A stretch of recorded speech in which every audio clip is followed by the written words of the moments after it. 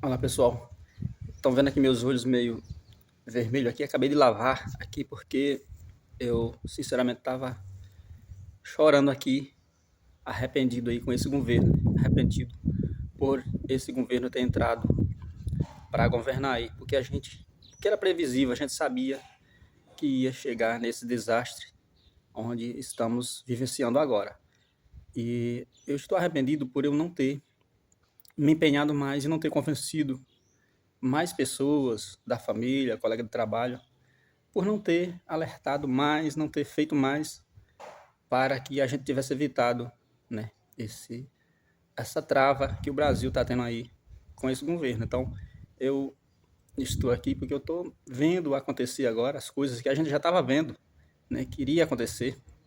Esse governo ali só estava enganando, ele entrou lá prometendo muitas coisas e enganou muitas pessoas que não merecem ser enganadas desse jeito. Então, eu pensando em tudo isso aqui, eu estava realmente aqui chorando, né, vendo aí acontecer as coisas, acontecer os resultados, que não é surpresa para a gente viu que esse governo, no seu último mandato aí, quebrou as empresas estatais, quebrou o Brasil, gerou prejuízo, teve corrupção durante esse governo, teve tudo que não presta e que atrapalha o nosso país. Então, a gente não queria esse governo de volta, a gente estava vendo.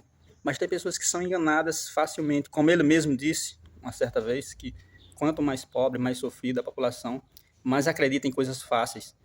E ele, sabendo disso, se utiliza disso para chegar ao poder através de medidas populistas, enganando as pessoas. E isso me faz ficar triste, né? E querer compartilhar as informações com outras pessoas, com familiares, com parentes, com colegas de trabalho, com as pessoas às quais eu tenho acesso, para que a gente não seja enganada desse jeito. Porque quem sofre é todo mundo. Quando tem um governo que faz a população sofrer, esse governo, os resultados dele, vêm para todo mundo e não só para aqueles que se enganaram. Então, a gente poderia ter evitado. Então, estou com os olhos um pouco aqui vermelhos, porque eu acabei de... Estava chorando aqui, joguei um pouco de água agora, mas a gente ainda pode salvar nosso Brasil. Nosso país ele tem um grande potencial de crescimento, desde que as pessoas tenham liberdade para produzir as riquezas, para construir a riqueza, cada um ali trabalhando para si com liberdade, sem o governo atrapalhando, porque um governo, quanto mais ele se intrometer, mais ele atrapalha. Ele atrapalha a produção, atrapalha tudo.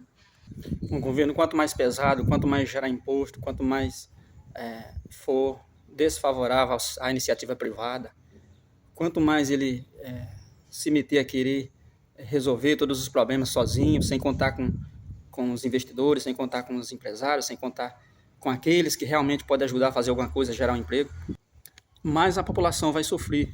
Tem sido assim nos países que colocaram em prática esses regimes fechados, absolutistas, né, nos nossos vizinhos aqui da América Latina. Então a gente tem esse exemplo. Por que não aprender com os erros dos outros? Como diz Luciano Heng, por que não aprender com essas pessoas, com outros governos que não deram certo em lugar nenhum? Né? Aprender com esses erros e evitar colocar em prática essas políticas que concentram tudo, essas políticas de governos absolutistas, de governo que determinam tudo, o modo de viver das pessoas, o que elas têm que fazer para viver, qual religião tem que seguir, quantas televisão tem que ter em casa, para quem é que tem a herança, o governo que vai dizer para quem é que fica a herança no caso de morte de um proprietário. Um governo que quer controlar tudo, comandar tudo, não dá certo. E muitas vezes quer resolver os problemas dificultando para quem está gerando as soluções, para quem está gerando as condições de resolver os problemas, que são aqueles que geram as riquezas. Então, taxando, jogando imposto em cima da produção. Aí a população fica sem condições de consumir e aí trava tudo. Aquele empreendedor, aquele produtor para de produzir, diminui, reduz a produção, desemprega parte do quadro dos seus funcionários, fecha a empresa e vai se instalar em outro país, foge.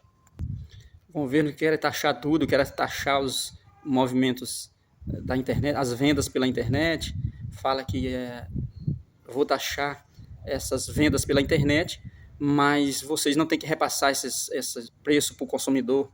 Como ele não vai passar, se não vai compensar para ele, ele vai simplesmente parar de vender. Então, querendo tabelar preço, querendo frear a economia dessa forma.